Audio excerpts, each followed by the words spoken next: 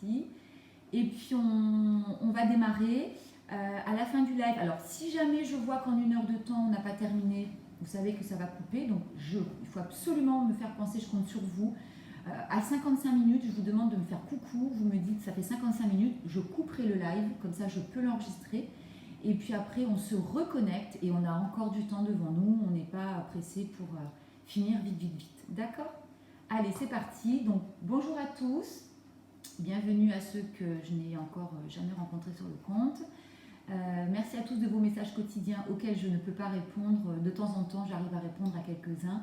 Mais voilà, je vous fais un message global et je vous fais encore un gros bisou pour tous les messages que vous m'envoyez. Voilà, le jeûne intermittent, ça arrive la semaine prochaine, c'est promis, je vous fais mon retour. Ça fait bientôt 5 mois que je suis en plein jeûne intermittent et que j'en ai que des bienfaits, donc je vous en parlerai.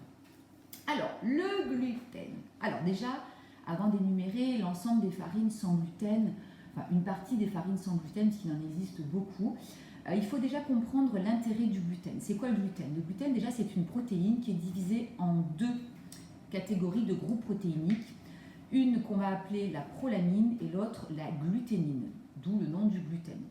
La prolamine, c'est ce qui constitue la partie toxique à laquelle sont notamment allergiques toutes les personnes qui souffrent de la maladie cœliaque. Donc vous savez, la maladie cœliaque, c'est cette maladie qui fait que au contact du gluten, vous avez toutes les petites villosités qui sont présentes sur l'intestin, qui vont se coucher, et du fait qu'elles soient couchées à cause du gluten, elles vont laisser passer tout un tas de mauvaises choses dont on n'a absolument pas besoin, et qui font qu'on se retrouve avec derrière des maux et des soucis de santé très graves. Ceci dit, ça touche qu'une infime partie de la population. Ah, ça coupe. Alors attendez, je vais donc passer en 4G. Si ça coupe. Alors attendez. Hop. Alors attendez, hein. C'est pas si simple. Voilà, vous me direz si ça va mieux. Vous me direz si ça va mieux. Je me reconnecte. C'est quand même incroyable qu'il y a des jours où ça marche, des jours où ça marche pas. Dites-moi si ça marche. Je fais une pause. Mettez-moi des petits pouces pour me dire si ça va mieux ou pas. Est-ce que ça coupe encore? Je suis en 4G. Est-ce qu'il y a des gens qui peuvent me dire si c'est bon ou pas, ou s'il y a un problème pour tout le monde? Ok, Nawal, c'est bon. Dites-moi, mettez-moi les petits pouces en l'air pour me dire si c'est bon ou pas. C'est bon? Bon, après, ça ne vient pas toujours de chez moi, comme je vous dis. Alors, ça peut venir de chez moi, effectivement, mais ça ne vient pas toujours de chez moi. Ça vient aussi peut-être de chez vous. Mais ça a l'air d'être mieux. Bon, donc je continue. Donc, je vous disais, voilà, la maladie cœliaque est une maladie donc, qui est causée par, effectivement, les effets du gluten qui couchent les villosités qui sont très importantes pour faire barrière à pas mal de choses au niveau de l'intestin. Donc, au contact de ce gluten, effectivement, ça crée d'ailleurs des maladies qui sont graves, mais il faut savoir que la maladie cœliaque, c'est une maladie qui concerne très peu de gens. Il faut faire une différence entre les gens atteints de la maladie cœliaque et les gens qui sont intolérants au gluten ou qui pensent l'être aussi. Voilà. Donc ça, c'était la petite aparté sur la prolamine qui constitue donc la partie toxique pour les gens atteints de la maladie cœliaque. Alors, on trouve bien évidemment du gluten dans beaucoup de céréales, mais notamment dans le blé, dans l'orge, mais aussi dans le seigle. On en trouve aussi dans pas mal de produits dérivés qui sont aussi l'épeautre. Et normalement, on n'est pas censé en trouver dans l'avoine, mais il se trouve que l'avoine étant souvent en contact avec le blé, notamment dans les plantations qui se jouxtent souvent, et notamment aussi dans le transport, l'avoine est forcément contaminée par du gluten. Alors vous trouverez beaucoup d'avoine et de flocons d'avoine sans gluten dans les magasins bio, et de plus en plus. Alors souvent c'est un petit peu plus cher, voire déjà même souvent beaucoup plus cher. Mais par contre, il est vrai que normalement vous ne devriez pas trouver d'avoine dans le gluten, de gluten dans l'avoine. Mais les gens qui sont vraiment intolérants au gluten, je vous déconseille quand même de prendre de l'avoine et d'en consommer, sous quelque forme que ce soit. Ceux qui ne sont absolument pas intolérants, vous pouvez complètement manger de l'avoine, c'est en plus très bon pour le microbiote et pour la santé. Pour ceux qui me disent que ça ne fonctionne pas, je suis désolée, la plupart des gens me disent que ça fonctionne, donc ça vient peut-être de chez vous aussi. Voyez-vous de changer peut-être en 4G ou en Wi-Fi. Voilà. Donc ça, c'était le petit aparté sur l'avoine, voilà, à voir avec parcimonie. Donc les effets du gluten sont très néfastes sur le microbiote pour ceux qui sont vraiment très très intolérants. Et même si on ne l'est pas, je vous invite vraiment à limiter votre consommation de gluten. Et de toute façon, vous verrez qu'en l'éliminant déjà pendant ne serait-ce qu'une semaine ou 15 jours, vous allez avoir des effets très rapidement sur votre santé. Moi, pour avoir découvert il y a 4 ans que j'étais intolérante plus au gluten, j'ai pas dit allergique mais juste intolérante, les premiers effets qu'on constate sur, en tout cas, le corps, c'est bien évidemment des effets au niveau de la digestion. On a des douleurs, enfin moi j'étais pliée en deux à la fin de tous mes repas, j'allais m'allonger, ma fille dans le même cas. En l'espace d'une semaine, j'ai vu la différence de suite. J'avais plus du tout de douleurs digestives. J'ai eu beaucoup moins de maux de tête, j'ai eu beaucoup moins de douleurs au niveau de mes articulations, souffrant de la spondylarthrite et souffrant de fibromyalgie. Donc on voit des effets, même si on n'est pas intolérant complètement ou qu'on n'est pas complètement même allergique, on voit de toute façon, sauf erreur en tout cas, des effets très rapidement sur le fait vraiment d'avoir arrêté et enlevé le gluten de son alimentation. Il faut savoir que le gluten, à la longue, d'en consommer. Il faut savoir qu'il y en a partout dans l'alimentation industrielle aujourd'hui, que ce soit dans le salé, soit dans le sucré. Il est flanqué absolument partout. Ça apporte des lésions sur l'intestin grêle qui sont irréversibles et donc une certaine atrophie de ces petites villosités tout à l'heure dont je vous ai parlé qui entraînent à la longue la destruction de la paroi d'intestin grêle. Donc ça va quand même très très très loin. Donc voilà, méfiance sur le gluten. Parallèlement à ça, le gluten, il est là. Pourquoi? Parce qu'il a aussi un effet et un rôle, alors je ne dirais pas important parce que ce n'est pas le mot complètement adapté suite à ce que je viens de dire, mais en tout cas, c'est une protéine qui est présente dans les céréales et qui influence beaucoup les propriétés de la cuisson sur nos farines. Il faut savoir qu'il a une très très grosse quantité, une très très grosse capacité à absorber de l'eau et il rend élastique toutes les préparations à base de farine de blé essentiellement et toutes les farines contenant du gluten.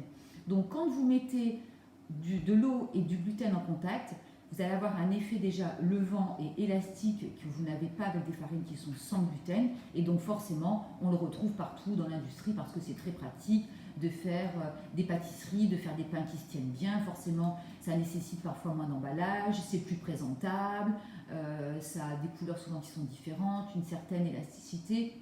Et ça donne plus envie qu'un pain qui est beaucoup plus compact, comme vous pouvez le voir dans les boulangeries sans gluten, qui sont présentés dans des moules rectangulaires, qui ont l'air souvent beaucoup plus durs.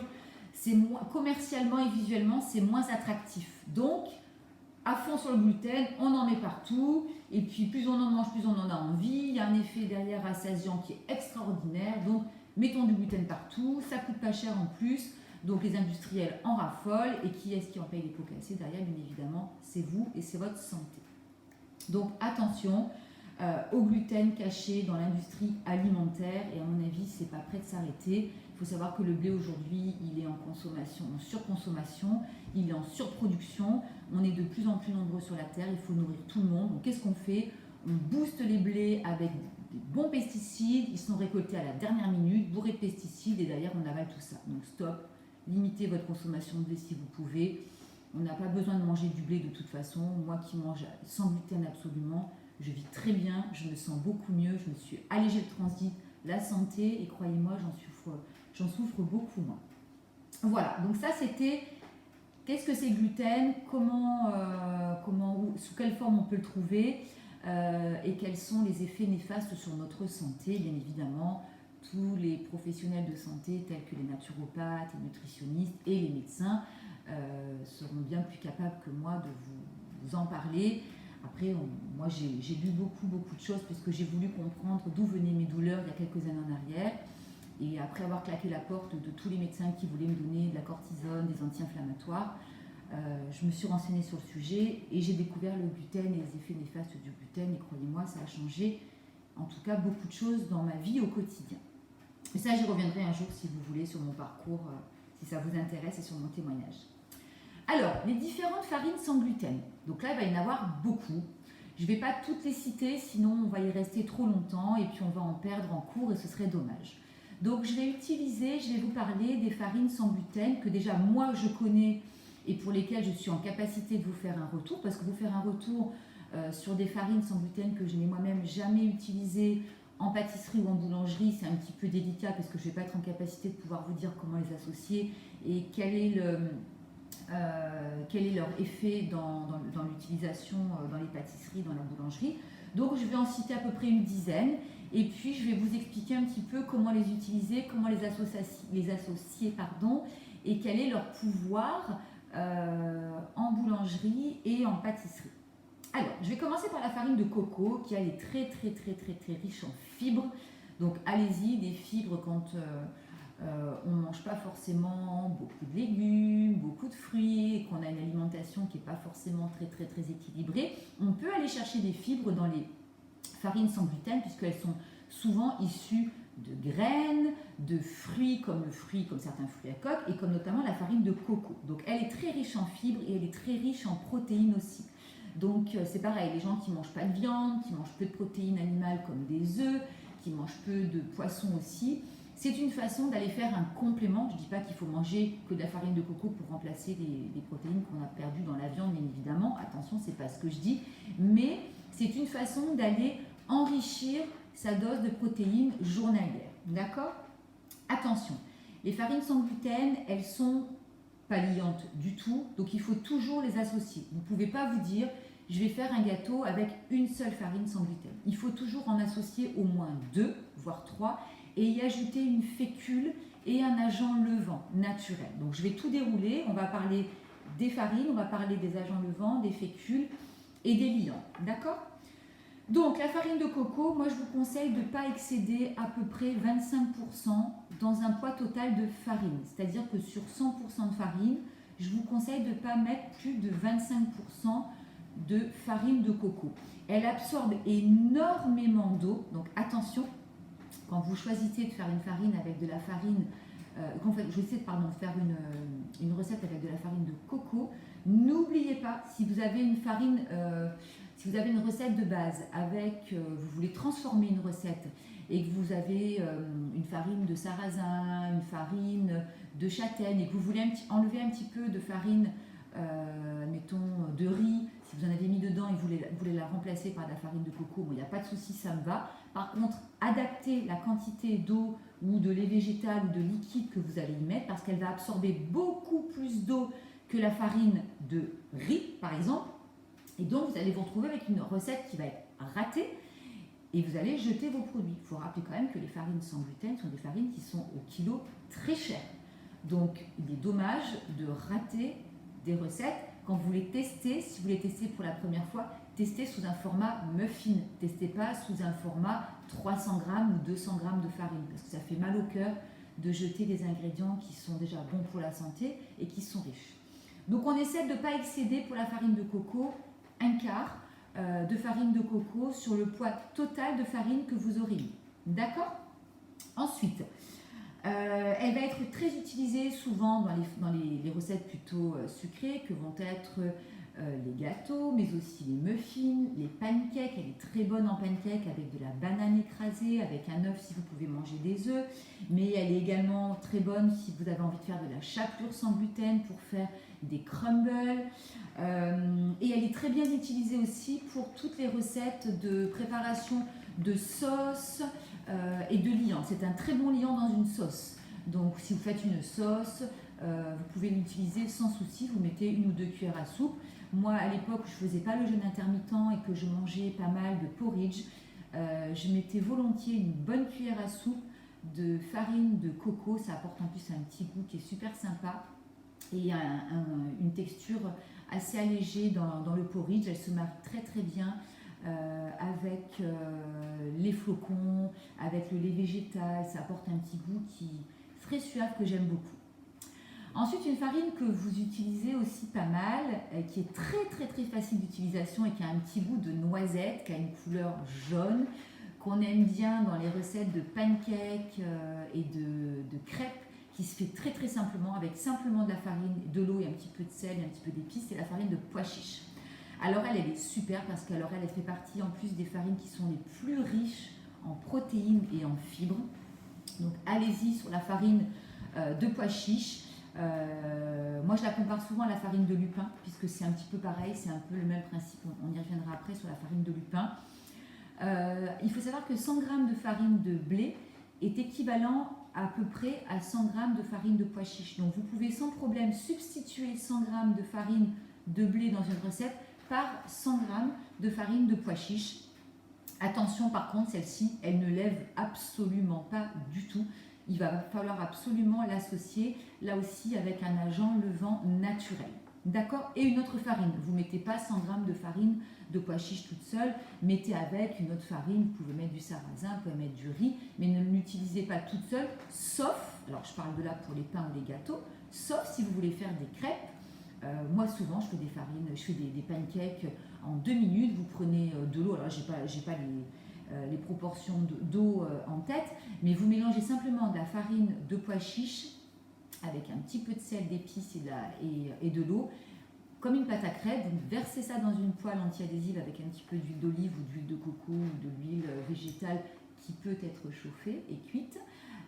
Et vous faites des bonnes crêpes. Dedans, vous mettez une fondue de légumes au vitaliseur, vous mettez un bel œuf au plat ou mollé dessus, un petit peu d'avocat, des petites graines, et puis c'est la régalade. Donc ça, voilà, elle est parfaite celle-ci. C'est un très bon liant, elle est très collante. Attention, quand on fait souvent, moi j'ai une recette de cookies, la même d'ailleurs avec la farine de lupin. Si vous faites des cookies avec de la farine de pois chiche ou de lupin, elle est très collante. Je vous le dis, attention, ne rajoutez pas des tonnes de farine, mais je vous le dis, au doigt, elle est très collante. D'accord? Ensuite, les index glycémiques, j'y viendrai à part. Ne vous inquiétez pas, je terminerai par ça. La farine de pois chiche, elle est très intéressante, notamment pour les personnes qui souffrent du diabète, puisqu'elle est très peu riche en sucre. Elle a une faible teneur en sucre, donc vous pouvez sans problème l'utiliser pour les personnes qui ont des problèmes de diabète.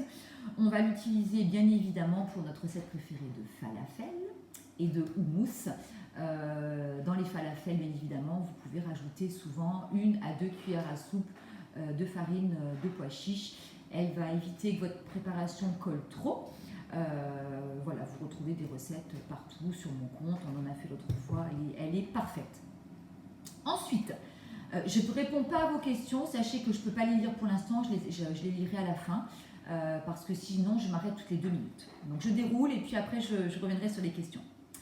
Une autre farine qui, elle, n'a pas du tout le goût de son nom, c'est la farine d'amande. Elle a un petit goût de noisette. Elle est super bonne. Et ce que j'aime aussi avec la farine d'amande, c'est qu'on peut aussi utiliser l'okara d'amande quand on fait son lait végétal. L'autre jour, on a fait du lait végétal.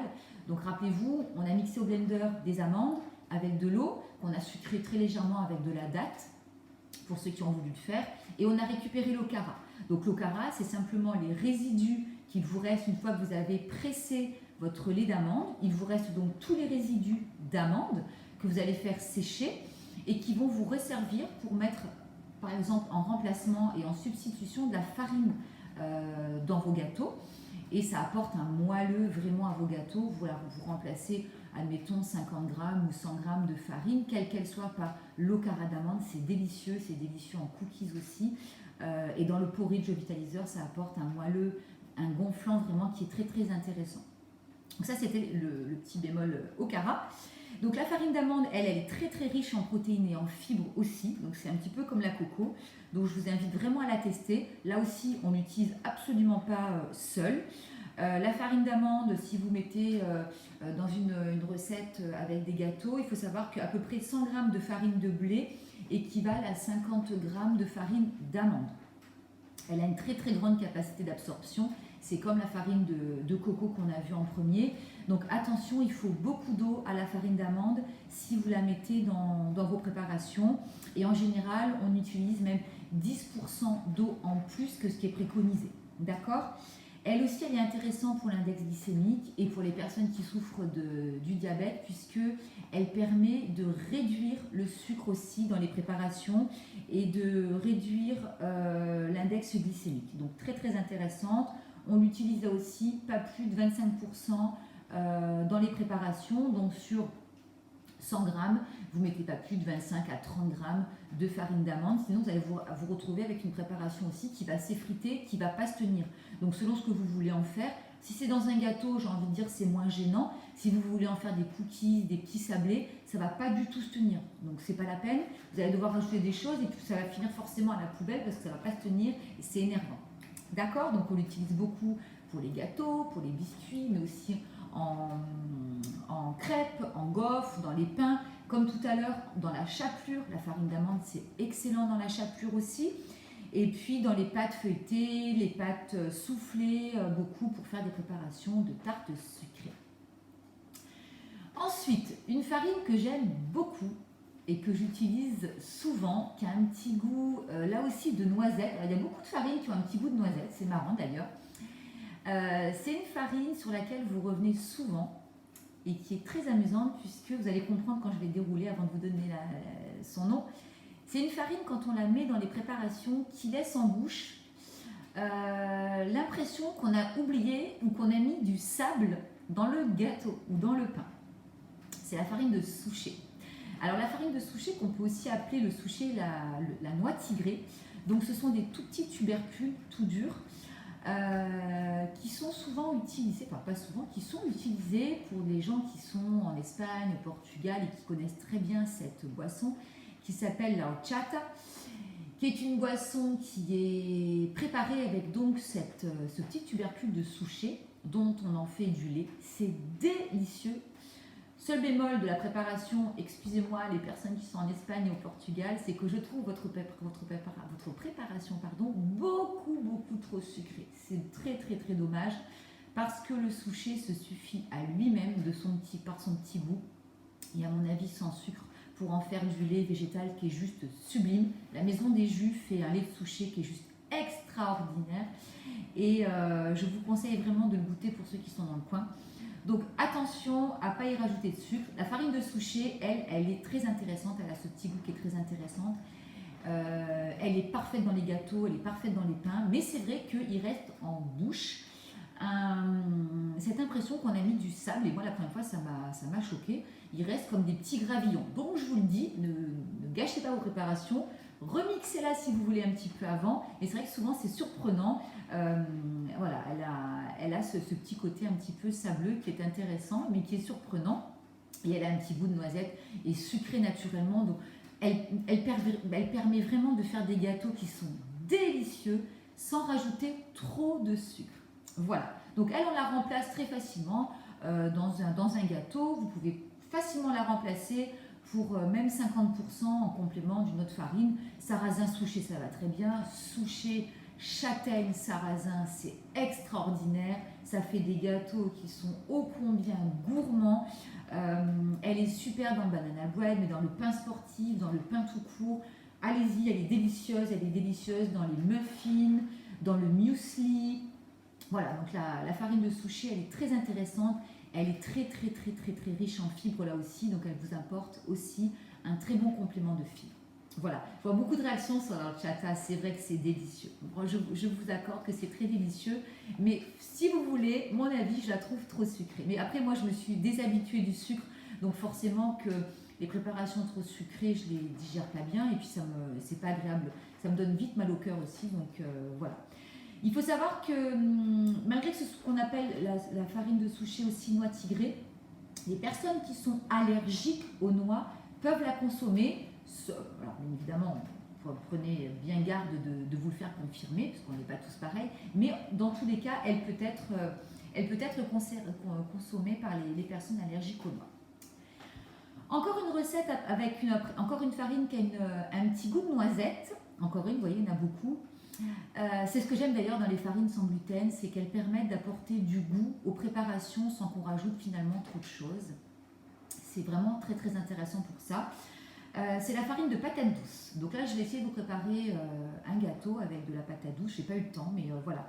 Une recette de farine de patate douce qui elle a un petit goût là aussi de noisette et sucré, qui est super bonne, qui elle est très riche aussi en fibres. La patate douce, vous voyez, quand vous la cuisinez, quand vous l'épluchez, quand vous la coupez, vous la mangez, il y a des fibres. Elle est très intéressante dans les jus aussi, crus. Vous me demandez souvent si on peut. Oui, bien sûr, On peut consommer la patate douce crue. Moi, je la mange en taboulé cru et je la mange bien évidemment à la vapeur douce le plus souvent possible, mais je la bois aussi en jus. Et donc, on en fait une excellente farine. On essaye de ne pas excéder là aussi un quart du poids total de farine, hein, pour tout ce qui est l'usage de la farine de patate douce. Et par contre, on n'oublie pas d'utiliser avec elle en complément souvent l'agar-agar, un liant, puisqu'elle est très très peu liante. Et il ne faut pas la cuire à température trop haute. Alors ça concerne les préparations qui se cuisent au four, puisque bien évidemment, si vous êtes avec moi, c'est que vous cuisez au vitaliseur de Mardon, donc on n'excède pas 95 degrés, donc c'est juste parfait. On peut utiliser le four de temps en temps. Attention, elle ne supporte pas une température supérieure à 170 degrés. D'accord, donc on ne fait pas, cuire à haute température la farine de patate douce. Vous en perdrez ses propriétés, c'est un petit peu dommage. Elle est excellente dans les gâteaux, mais aussi dans les muffins, dans toutes les préparations sucrées, mais aussi dans les brownies, les crêpes, les pains, les pizzas. Et c'est un excellent liant pour tout ce qui est sauce, là aussi. Donc, si vous faites une sauce, vous ajoutez une cuillère à soupe ou deux de farine de patate douce, sans problème. Elle a une faible teneur en gras, donc là aussi, elle est très très intéressante au niveau de la santé. Alors, la farine qu'on utilise peut-être le plus, qui pour moi est la moins intéressante, déjà gustativement parlant, et puis au niveau de ses teneurs en sucre, de ses teneurs aussi en texture, c'est la farine de riz. La farine de riz, alors on l'utilise beaucoup parce que c'est celle qui est la plus proche au niveau de la texture de la farine du blé, donc de farine de blé. Pour les gens qui commencent dans les recettes sans gluten, d'ailleurs, je vous incite et je vous conseille d'utiliser la farine de riz parce que c'est celle qui est la plus facile à utiliser, celle qui a le goût le plus neutre et elle est très très très pratique. Plutôt que d'aller commencer avec de la farine de sarrasin, moi j'ai commencé beaucoup de mes recettes sans gluten avec de la farine de sarrasin et pendant 1 an je l'ai complètement exclue de son utilisation et de mon alimentation parce que je trouvais que le sarrasin qui avait un goût très très fort en bouche, quand on n'est pas habitué, c'est particulier. Donc c'est vrai que la farine de riz, elle est très intéressante parce qu'elle a un goût très neutre, elle se cuisine facilement, en complément parce qu'elle est très volatile, mais elle est très pratique et souvent on en met un tiers ou moitié dans les préparations, il faut dire ce qui est, elle est vraiment très très pratique. Par contre, elle est très très très friable, donc on ne peut pas utiliser uniquement la farine de riz. Il faut là aussi, comme beaucoup de farines et comme toutes les farines sans gluten, toujours l'associer. Par contre, ce qui est vrai, c'est qu'elle apporte un petit côté croustillant dans les pâtisseries. Donc quand vous allez faire des pâtisseries comme des sablés, des petits cookies, elle apporte un petit côté croustillant très très vite et elle est très très agréable. D'accord ? Alors, il existe la farine de riz blanc, la farine de riz semi-complet et la farine de riz complet. Je vous incite bien évidemment, par préférence, d'éviter la farine de riz blanche parce que c'est elle qui a en plus un index glycémique le plus élevé, donc qui va faire monter votre taux de sucre, Dieu sait combien, et que c'est pas du tout intéressant. Donc il vaut mieux pour des qualités nutritionnelles préférer bien évidemment la farine de riz au moins semi-complet et complet. Sachant que plus elle est complète, au plus on mettra de liquide, plus elle va avoir besoin d'eau, puisque si elle est complète, ça veut dire qu'il y a la petite membrane autour de la graine, et donc sur un plan nutritif, elle va être aussi beaucoup plus intéressante. On n'abuse pas malgré tout de la farine de riz. Moi j'en mets toujours un petit peu, ou de temps en temps, mais vraiment c'est une farine dont je n'abuse pas. Voilà, on essaye d'associer des farines en respectant aussi les index glycémiques, c'est très important, même si je vous le rappelle, il faut être aussi prudent par rapport à ça et il ne faut pas non plus aller calculer l'index glycémique d'une tranche de pain ou de gâteau. Quand vous faites un pain qui va peser en moyenne 7 à 800 grammes, vous allez vous rendre compte que vous n'allez absolument pas manger un pain entier. Vous allez manger 2 tranches de pain. Donc si vous avez mis 100 g de farine de riz sur 300 g de farine, divisé en nombre de tranches que vous allez couper et celles que vous allez manger dans votre journée, voilà, vous risquez rien à mettre 100 g de farine de riz, ne vous inquiétez pas. Elle est idéale pour toutes les préparations qui sont à base d'œufs. Et bien sûr, on va la retrouver pour faire des crêpes, pour faire des flans, des desserts, des crumbles, des sablés. Elle est vraiment idéale comme en utilisation. Et moi, je trouve qu'elle va très très bien dans le trio, le combo riz, sarrasin, châtaigne. Voilà, elle apporte un petit côté un peu plus léger par rapport aux farines de sarrasin et aux farines de châtaigne qui, elles, sont quand même bien plus costauds et en goût aussi. Donc elles apportent un peu plus de légèreté à la recette, donc c'est bien les associations, c'est bien les associer avec sarrasin, châtaigne, un petit peu de fécule. Elle est très intéressante. Alors notre farine de sarrasin justement, ou notre farine de blé noir, très utilisée depuis des siècles chez aussi nos prédécesseurs, j'ai envie de dire. Elle aussi, elle a un petit goût de noisette. Vous voyez encore une qui a un petit goût de noisette, décidément toutes ces farines sans gluten ont un petit goût de noisette. C'est pas une céréale, mais c'est une plante à fleurs. Et elle est parfaite aussi pour toutes les préparations de pain, de gâteaux, que ce soit en préparation sucrée et salée. On fait des excellentes pâtes brisées, salées aussi pour les tartes, avec ou sans œufs. J'ai 2 recettes à vous partager qui sont excellentes pour faire des tartes avec la farine de sarrasin. À savoir que le sarrasin, c'est un goût très fort. Moi, je vous le disais tout à l'heure, j'ai eu beaucoup de mal avec le sarrasin. Pour moi, remplacer le blé, c'était utiliser le sarrasin parce qu'on dit c'est le blé noir, donc je m'étais dit ce sera celle qui sera la plus facile à utiliser. C'est certain, la farine de sarrasin est très facile à utiliser en cuisine et en association, mais elle a un goût super prononcé. Et si on n'est pas habitué à ce petit goût, c'est surprenant, c'est très très surprenant. Donc moi je vous invite à ne pas faire des préparations 50-50 au début si vous n'avez pas l'habitude et que vous démarrez dans les recettes sans gluten. Faites pas plus d'un tiers. Voilà, je pense que c'est largement suffisant. Et elle se marie très bien en pâtisserie avec l'orange, avec la pomme, avec le miel, avec la cannelle. Et ça va du coup camoufler un petit peu le goût fort du sarrasin si vous l'aimez pas. Et ça fait des préparations qui sont sucrées naturellement aussi quand on rajoute des épices, quand on rajoute un petit peu de miel. Voilà. Évitez de rajouter trop de sucre et jouer aussi plutôt sur les épices et sur les sucrants naturels. Voilà, donc 30% en association avec d'autres farines, on verra les associations après. Et quand on met de la farine de sarrasin, y compris la farine de châtaigne, ce sont des farines qui sont lourdes, il faut absolument y ajouter des fécules. On verra les fécules après, mais c'est important d'ajouter des fécules pour alléger vos préparations. Sinon, alors nous, on va faire des préparations qui vont cuire au vitaliseur, donc vous savez qu'elles sont plus aérées et plus moelleuses. Mais si vous déparez des préparations qui soient trop lourdes et c'est compliqué après à digérer, n'hésitez pas à mettre des fécules, on y reviendra après.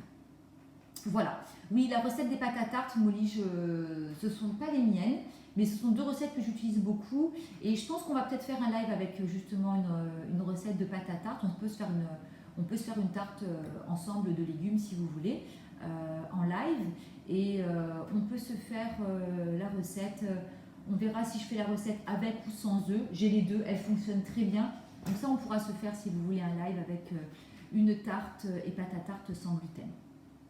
Alors, je termine avant de parler des liants sur la farine de lupin que j'ai rajoutée quelque part ici, qui elle aussi a un petit goût de noisette, qui est très intéressante. Mais attention, on ne l'utilise pas plus d'un quart en association des farines. À mon avis, allez, un tiers au maximum si vous aimez son goût. Parce qu'elle a un goût qui est quand même très prononcé. Et c'est souvent, voilà, ceux qui n'ont pas l'habitude en tout cas, moi vous savez que j'ai ma recette de cookies à la farine de lupin que j'adore. Moi je mets quasiment que de la farine de lupin dedans, elle a un petit goût que vraiment moi j'aime beaucoup et je trouve qu'il se marie très très bien avec le chocolat. Mais voilà, là aussi, alors elle est jaune, n'oubliez pas, vous savez les lupins, ce sont ces petites légumineuses qui sont cultivées depuis au moins 3 ou 4 000 ans, beaucoup utilisées chez les Mayas, donc vous voyez c'est pas d'aujourd'hui, et chez les Égyptiens. Et c'est une légumineuse qui est intéressante puisque c'est un très bon engrais pour les sols et elle n'a pas besoin d'avoir en revanche des sols très très riches pour pouvoir se développer. Donc au Portugal elles sont extraites et consommées beaucoup à l'apéro. Moi j'adore ça à l'apéro, je suis capable de me faire la moitié d'un bol. Donc c'est ces espèces de petites légumineuses carrés, pas très ronds ni carrés, très très jaunes, dont on enlève la peau et qui sont délicieuses. Quand on les fait sécher, on en extrait de la farine et donc elle a une couleur très très intéressante. Elle est très très riche en acides aminés et en fibres. Vous voyez, donc là aussi, encore une farine riche en fibres. Elles sont toutes riches en fibres en fait, hein. Et elle est très très pauvre en matière grasse, donc elle a un index qui est très très intéressant à ce niveau-là. Elle est très intéressante pour utiliser en pâtisserie, mais même en pâte à tarte. Mais attention, là aussi, elle est très friable, donc indispensable de l'associer avec d'autres liants, avec d'autres farines. D'accord? Elle est très moelleuse et elle est surtout très très très digeste. Voilà. Alors après, il y en a plein d'autres, hein. Je vais terminer par la farine de châtaigne, mais on va pouvoir aussi, il y a la farine d'amarante, il y a la farine de sorgho, il y a plein d'autres farines. Je ne les ai pas toutes faites parce que c'est des farines que en plus je n'utilise pas, donc je ne suis pas en mesure de pouvoir vous expliquer le retour que moi j'ai en cuisine. Et vous savez que j'aime pas vous parler de choses que je connais pas et que j'ai pas utilisées. Hein, donc Nathalie, je suis désolée pour la farine de sorgho, j'ai pas de retour. Farine de banane, pareil, jamais utilisée. J'ai pas de retour à vous faire sur celle-ci. Farine de châtaigne, là aussi. Alors elle, moi, c'est ma préférée. En plus, moi, j'ai la chance d'avoir des amis en Corse qui m'en envoient et qui m'en ramènent régulièrement. La farine de châtaigne, pour moi, c'est la meilleure. Elle a un goût très, très, très naturellement sucré, qui est très typé aussi, j'avoue, pour ceux qui n'aiment pas. Hein. Mais pour moi, la farine de châtaigne, elle est chantante. Elle chante la Corse. Et c'est vrai que je suis très attachée à la Corse. Donc, pour moi, c'est ma préférée. Le pain sportif, vous savez que j'ai réalisé... il est à base de farine de châtaigne et franchement, il n'y a pas besoin de rajouter autre chose dedans, à part un peu de farine de sarrasin et un peu de farine de riz pour pouvoir alléger la préparation, parce que là aussi, elle est très costaud. Oui, vive la Corse. Bisous à la Corse, que j'aime beaucoup. Donc, elle est très utilisée en association avec des fécules et la farine de riz, donc pour apporter un peu plus de légèreté aux préparations, parce qu'elle est très, très, très, très lourde.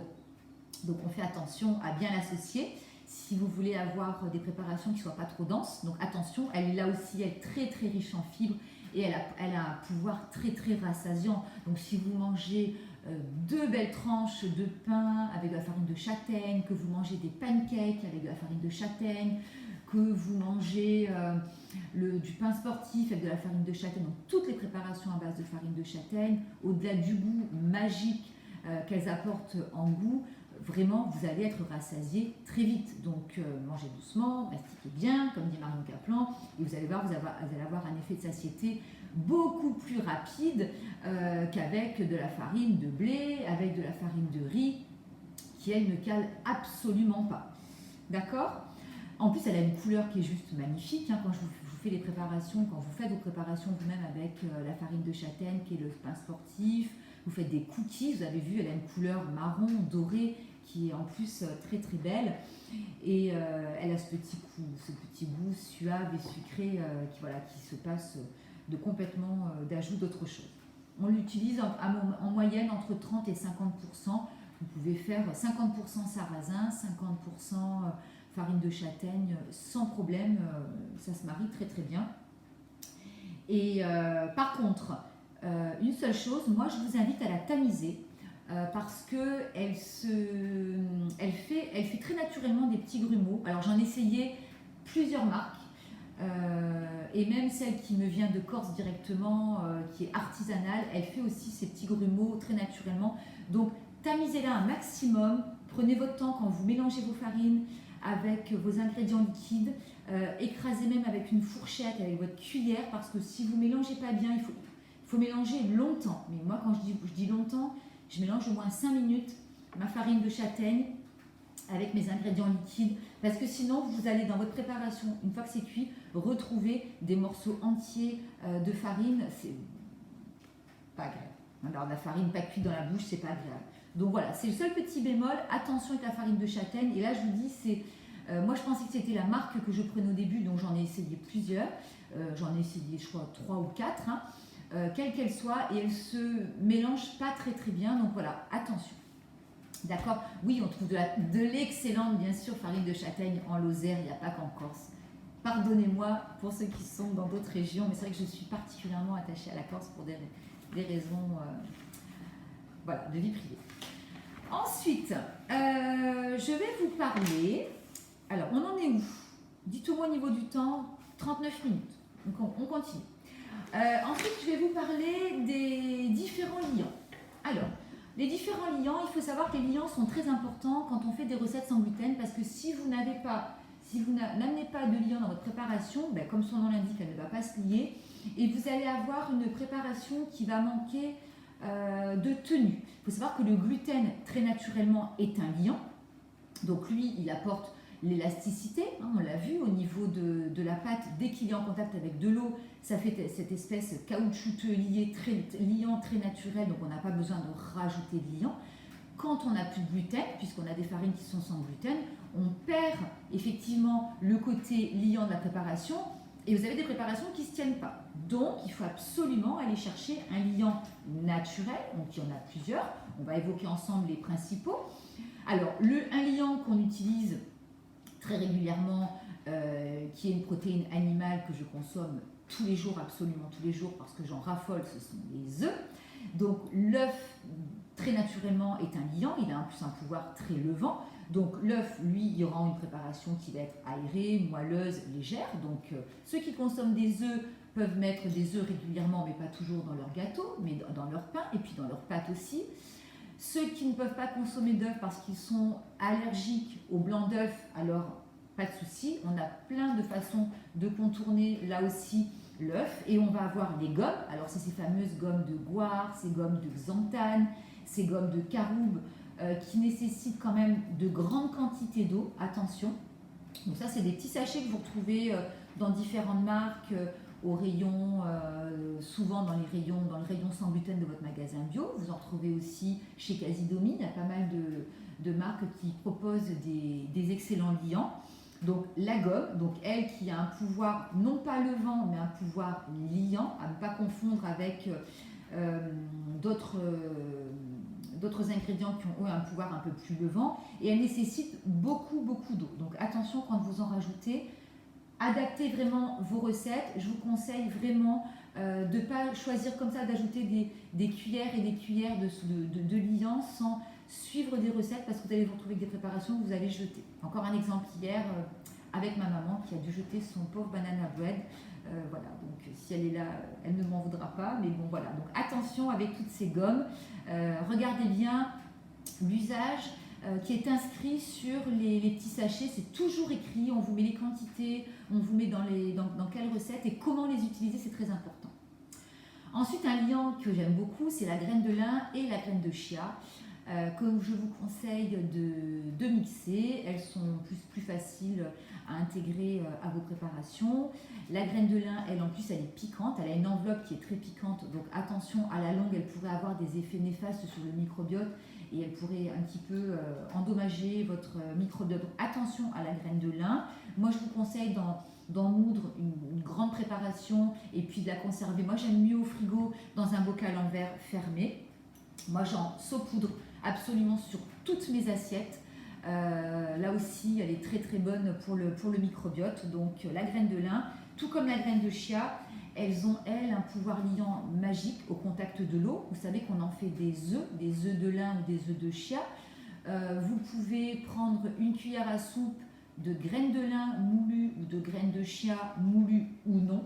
Vous ajoutez pour une cuillère à soupe de graines moulues ou non 2 cuillères à soupe d'eau et vous allez reproduire l'équivalent de ce qu'on appelle un œuf de lin ou un œuf de chia. Vous laissez gonfler ça à peu près 10 minutes dans un petit bocal, dans un petit bol, une petite soucoupe, et vous allez voir, ça va devenir gélatineux.